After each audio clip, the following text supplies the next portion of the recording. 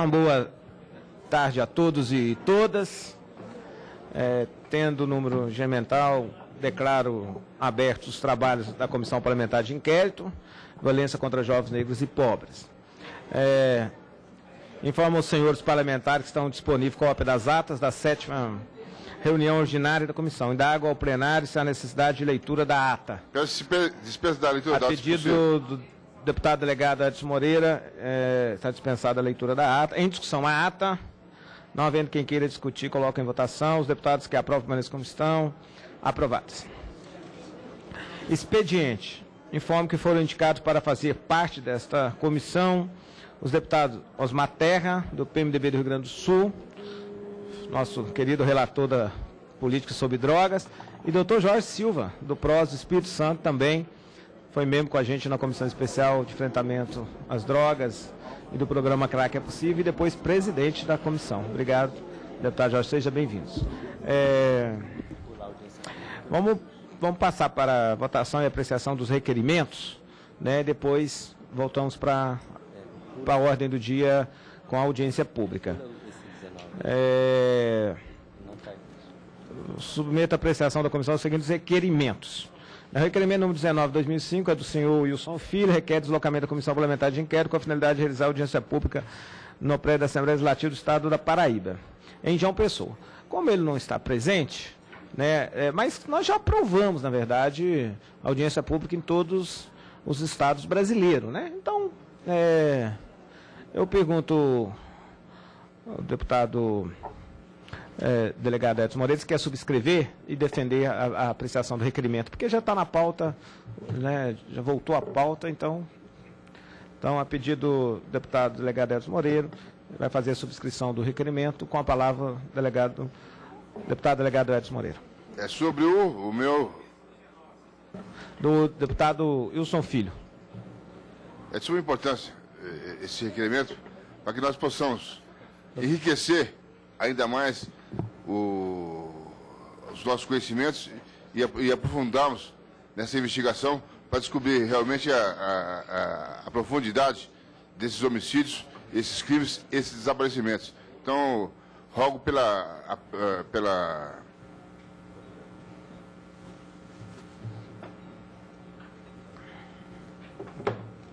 Tem algum problema colocar a bandeira da organização? Problema nenhum. Pode colocar.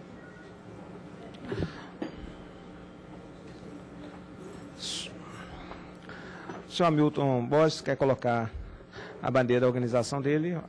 Quero pedir concordância do plenário. Ok. Aprovado. Concedo a palavra ao professor Fábio Nogueira por 20 minutos.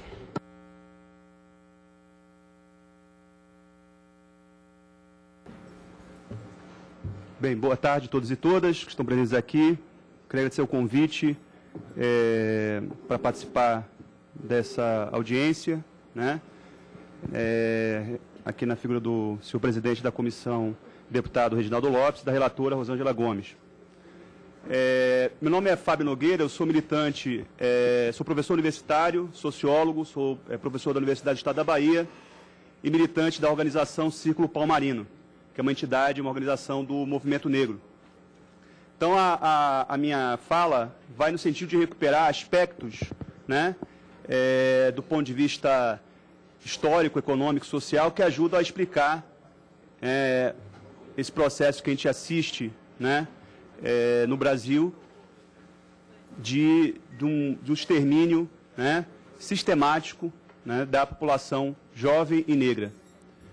Então, um pouco, a minha fala vai nesse sentido de contribuir, né, para que a gente possa identificar as origens e, a partir disso, buscar mecanismos efetivos, né, para estancar essa verdadeira tragédia social que assola hoje a sociedade brasileira. Bem, eu acho que para a gente poder localizar esse fenômeno, né, é importante a gente partir do fundamento da sociedade brasileira. A sociedade brasileira é uma sociedade de origem escravista, que conviveu com séculos e séculos de escravidão, né, da população africana, né, e nesse processo de escravização dos africanos, conviveu e naturalizou formas de violência, né? Formas de violência que podem ser, né, de caráter físico, psicológico, cultural, simbólico, mas também, né, ao ponto do extermínio, né, puro e simples. Se a gente for analisar o que foi o tráfico transatlântico, né, quantas vidas foram perdidas na travessia da África para o Brasil e quantas aqui também se perderam, né? E o Estado brasileiro, né, no caso, né, no processo do período colonial, naturalizava isso, né? Então, há uma naturalização da morte do corpo negro, né, na nossa sociedade. Então, esse é o primeiro dado que a gente tem que analisar. O segundo dado que eu queria resgatar e analisar é no contexto do pós-abolição, né? Então, existia um debate sobre quais meios seriam os mais efetivos para o controle da população negra no período da pós-abolição, né? Isso gerou uma série de debates e uma série de intervenções do poder público no sentido de, ao invés de trilharmos um caminho em que você buscasse a integração a partir da educação, da ampliação do direito da cidadania, né, se buscou controlar essa população a partir do poder da coerção física, né, uma das origens da nossa instituição, que é a polícia, né, a força pública e depois a polícia militar.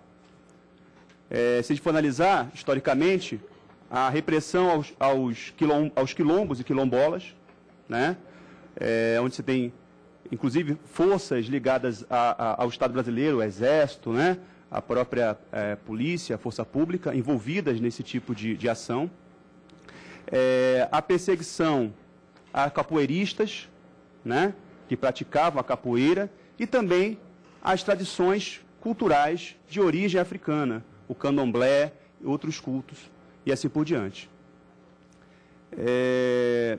Não é à toa que nós tivemos no Brasil uma revolta, né, que foi estudada por um historiador chamado Sidney Chalub, né, que foi a revolta da vacina, né, quer dizer, que envolvia justamente a ideia de que o Estado brasileiro podia dispor dos corpos da população, né? Isso gerou uma reação por parte dessa população, uma revolta e, por sua vez, também uma ação violenta do próprio Estado. Então, esse acho que o segundo aspecto, que na formação da instituição, do seu aparato de repressão, né, prevaleceu uma ideia de que a população afrodescendente, de maneira geral, ela deveria ser controlada, ela tinha um potencial risco para a ordem, né? Ela devia ser integrada a partir do trabalho, que era um meio legítimo, né, socialmente aceito, né, estabelecido de integração a essa ordem, a ordem burguesa, né? E aqueles que não se adequassem a isso seriam alvos de encarceramento, perseguição do próprio Estado, do aparato repressivo do Estado, né? Um terceiro aspecto, eu acho que diz respeito aos ciclos de modernização e desenvolvimento da sociedade brasileira. E como a população negra, ela foi integrada, né, a esses ciclos, né?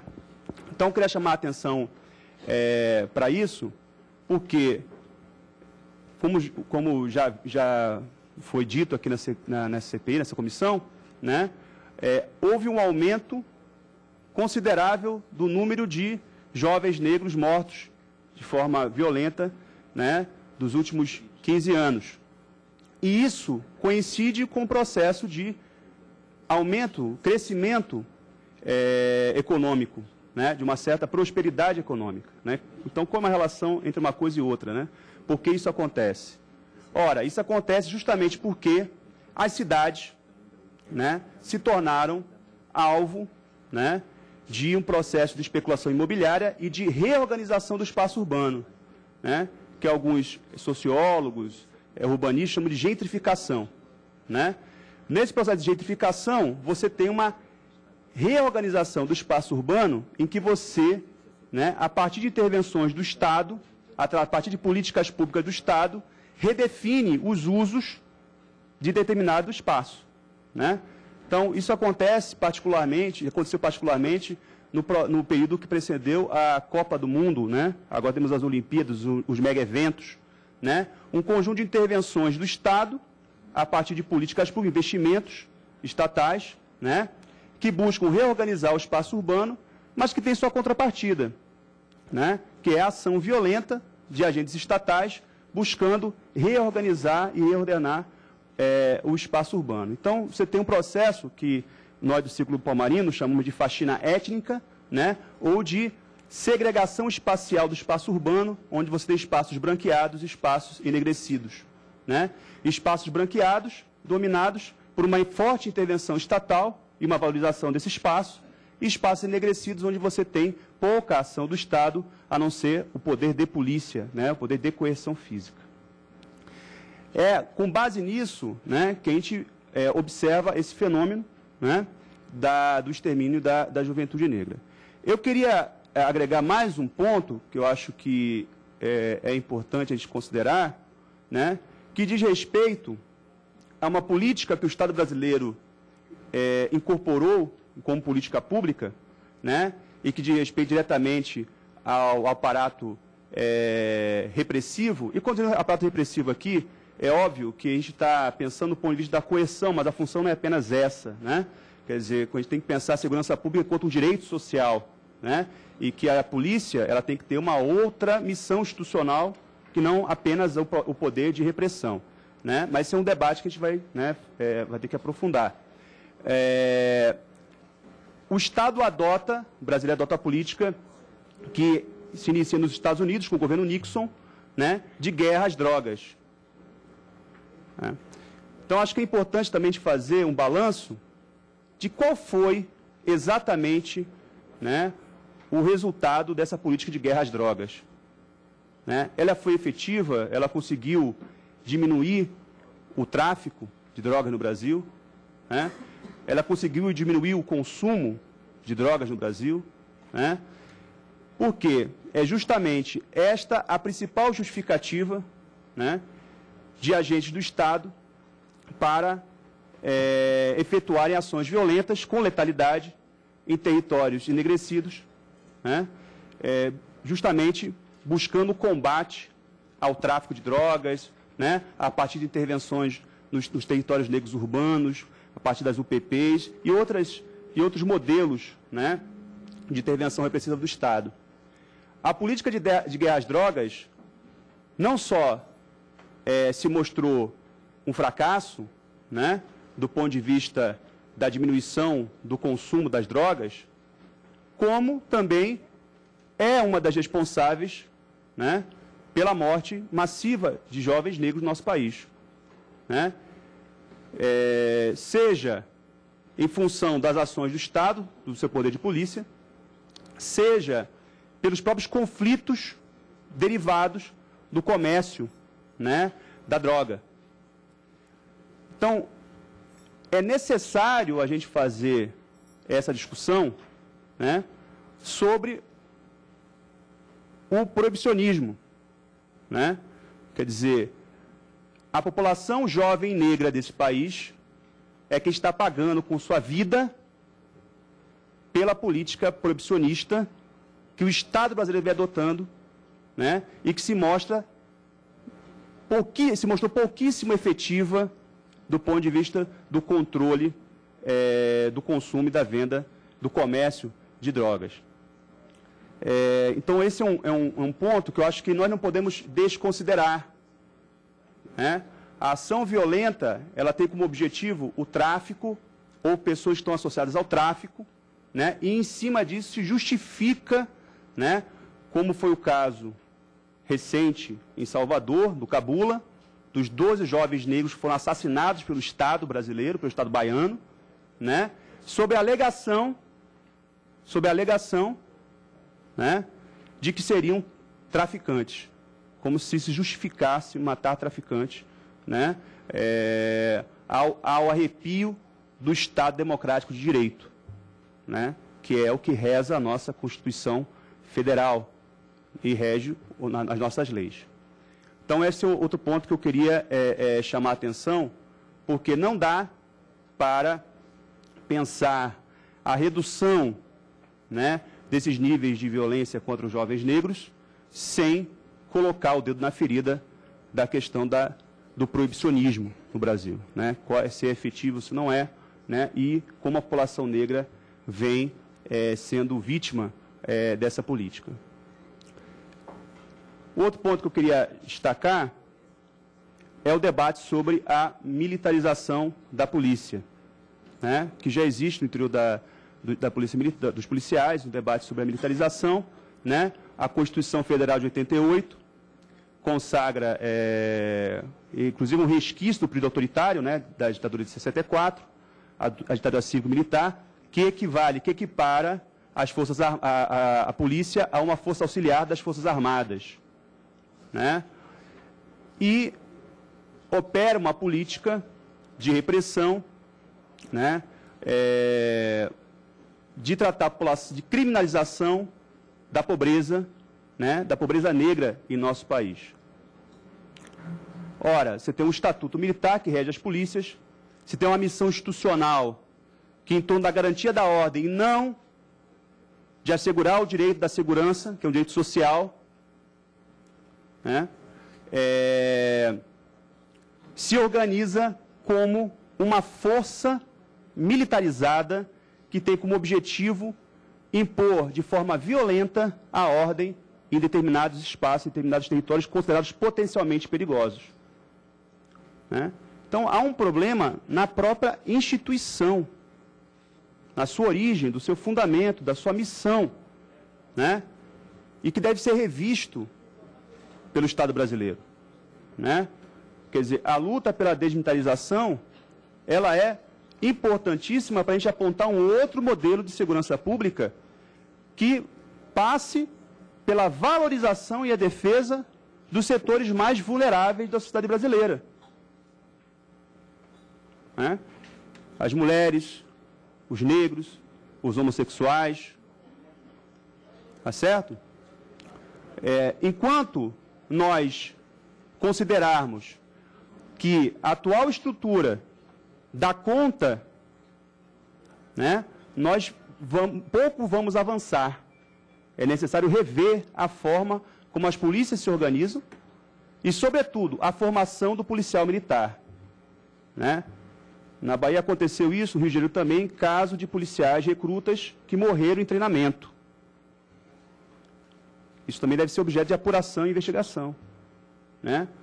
Quer dizer, o militar não pode se tornar, no seu processo de formação, né, ele não pode ser desumanizado, né, e preparado como se fosse uma máquina, né, de combater o inimigo interno, né, e que gera o que a gente está observando hoje. Então, essa é uma outra preocupação que eu queria levantar aqui. Estou contando o tempo, então está certo.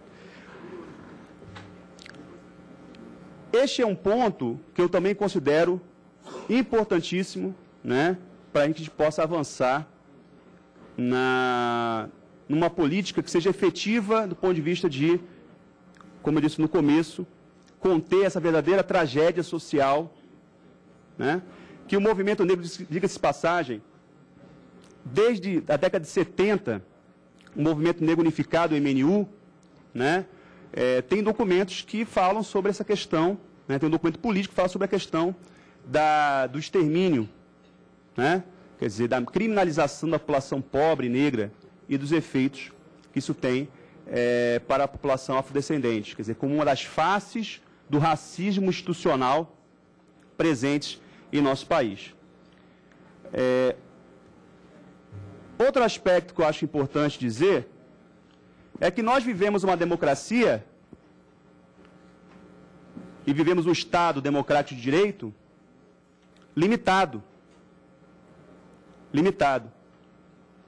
As corregedorias de polícia, as ouvidorias, elas têm pouca efetividade, são pouco ágeis em apurar, em responsabilizar os casos de violências perpetradas por agente do Estado, logo representante do Estado, contra jovens negros e a população negra de maneira geral. E o que é mais grave, as pessoas, os familiares dessas pessoas, né, vivem um estado constante de terror, de medo, que inviabiliza qualquer processo sério e transparente de apuração e responsabilização. E existem mecanismos institucionais, né, que devem ser mobilizados para garantir que essas pessoas tenham o direito de viver assegurado, né, que vivem com medo, constrangidas, que às vezes são obrigadas a abandonar suas casas, a sua própria cidade, né, e que não tem, por parte do Estado brasileiro, nenhum tipo de ação efetiva no sentido de garantir os seus direitos, quiçá a apuração e responsabilização daqueles que foram responsáveis pelo desaparecimento forçado, pelo assassinato de seus familiares. Isso, para nós do movimento negro, é algo muito grave, porque em nossas comunidades tem que conviver com isso diuturnamente e não ver nenhum tipo de resposta por parte do poder público, é algo desalentador e, mais do que isso, né, motivo de revolta, ressentimento e, por que não, desespero, né, somente pelos familiares que perderam seus filhos, as mães perderam seus filhos, né, os seus parentes próximos e assim por diante. De maneira que essa CPI, ela já é, né, uma vitória, né, quer dizer, a sensibilidade, né, de perceber que esse não é um problema a mais, né, mas esse é um do centro da questão social no Brasil hoje, né. Não adianta nós termos um modelo de desenvolvimento econômico se mantivermos o padrão de gentrificação do espaço urbano. Não adianta avançar em políticas públicas de combate ao racismo como as cotas, enquanto o aparato do Estado brasileiro continua ocupando os territórios enegrecidos e exterminando a nossa população. Não adianta assinarmos tratados internacionais e assumir compromisso perante outras nações do mundo que nós vamos erradicar o racismo, enquanto as nossas crianças negras, as nossas mães, os nossos pais sofrem com medo de não terem seu filho de volta em casa no final do dia. Ou o que é pior, né, aqueles que sofreram com o desaparecimento forçado, aquela esperança, naquele fio de esperança que um dia ele vai voltar, e ele não volta. O Estado brasileiro não pode simplesmente ignorar o que o movimento negro vem fazendo há anos. E aqui tem um representante, o companheiro Hamilton Borges, que há anos vem travando essa luta em Salvador. Os companheiros do Reage ou Será Morto. Um movimento tão importante, um movimento que vem justamente dizer que para uma parcela muito significativa da população brasileira, o Estado não existe, a não ser o Estado repressivo, o Estado policial. E que não é possível avançar do ponto de vista de uma cidadania plena se nós não incorporamos, enquanto horizonte político do Estado brasileiro, a universalização de direitos. Educação, cultura, lazer. Para que serve o PP? Para que serve pacto, o pacto que tem em Bahia, Pacto Cidadão pela Vida, o seu nome? Né? Esqueci agora. Pela vida, né? Se nós não temos ações efetivas do Estado, se a escola pública está abandonada, se nós não temos centros de cultura, praças de esporte e lazer, serviço de transporte, coleta de lixo, saneamento básico, tudo falta, menos polícia, menos repressão. nós não podemos considerar esses territórios urbanos, e há um aspecto interessante, que é da interiorização da violência, porque fenômenos que antes aconteciam na capital, não só fenômenos que dizem respeito à violência, mas fenômenos que dizem respeito à própria organização do espaço urbano. As cidades brasileiras cresceram, né? As cidades de médio e pequeno porte cresceram, né? Sem considerar que existem territórios, áreas, nos centros urbanos, onde nós somos maioria, não por coincidência, sim por uma condição histórica que nos colocaram lá, né? São vistos pelo Estado apenas sob o crivo do poder de polícia, e não como áreas que deveriam merecer, por parte do Estado, um investimento prioritário em políticas sociais. É justamente o que nós chamamos de ações de faxina étnica, né? Geralmente isso fica mais evidente quando se precede um grande evento internacional, que a gente vai receber turistas de fora, etc. Então a cidade precisa ficar bonita, organizada. Mas também o atual modelo de intervenção no espaço urbano, que beneficia o capital imobiliário, né, setores da classe política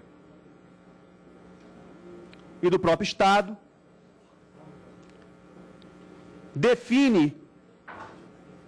cria uma cisão, melhor dizendo, no espaço urbano, né, entre áreas branqueadas e áreas enegrecidas. E nessas áreas enegrecidas, a relação que o Estado tem é uma ação violenta. Violenta. Vejam que nós não estamos aqui discutindo, eu coloquei, e se pegar aqui os outros exemplos, né, chacinas em bairros periféricos, né, Cabula é um exemplo, e não em bairros nobres e áreas nobres. Porque a reação da sociedade e mesmo da classe política não seria a mesma. As sensibilidades, né, mudam de acordo com a cor do vitimizado e sua condição social. E se nós estamos na casa do povo, se estamos seguindo aquilo que está estabelecido pela Constituição Federal, que é o Estado Democrático de Direito, se vivemos numa nação democrática, de fato, nenhuma vida, seja ela branca ou negra, deve ser dispensável ou considerada menos importante. E o que a gente observa, no mais das vezes, quando o movimento negro se insurge, movimento de mães, de familiares, que reivindicam, às vezes, o direito de enterrar seus próprios filhos, como as mães que perderam seus filhos durante o período da ditadura militar no Brasil, também algumas delas reivindicam. Que existam setores da classe política, da imprensa e do próprio Estado que entendam isso como uma agressão à instituição polícia militar, ou próprio executivo e ao próprio judiciário. Não, não se trata disso. Não se trata disso. Se trata de reparar um erro irreparável.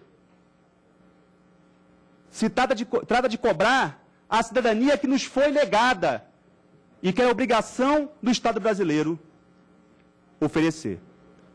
Então, eu encerro por aqui agradecendo pela oportunidade, né?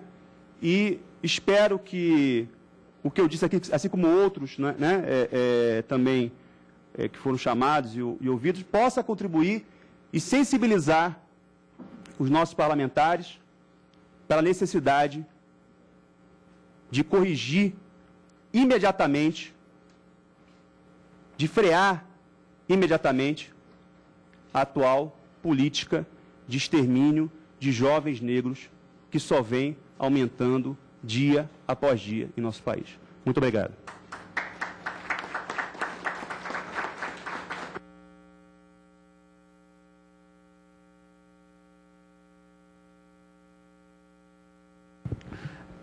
Agradecer ao nosso professor da Universidade Estadual da Bahia, Fábio Nogueira de Oliveira, pela excelente contribuição e exposição.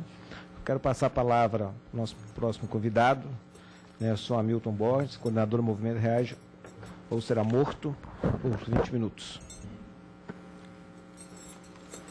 Alexandre Pinheiro dos Santos Lima, Everson Pereira dos Santos, Edvanildo Oliveira dos Santos, Jackson Borges de Carvalho, Negro Blue. Os seus familiares estão aqui presentes. Nós da campanha Reaja não queremos sequestrar a voz dos familiares, que são os primeiros e os mais atingidos por um drama secular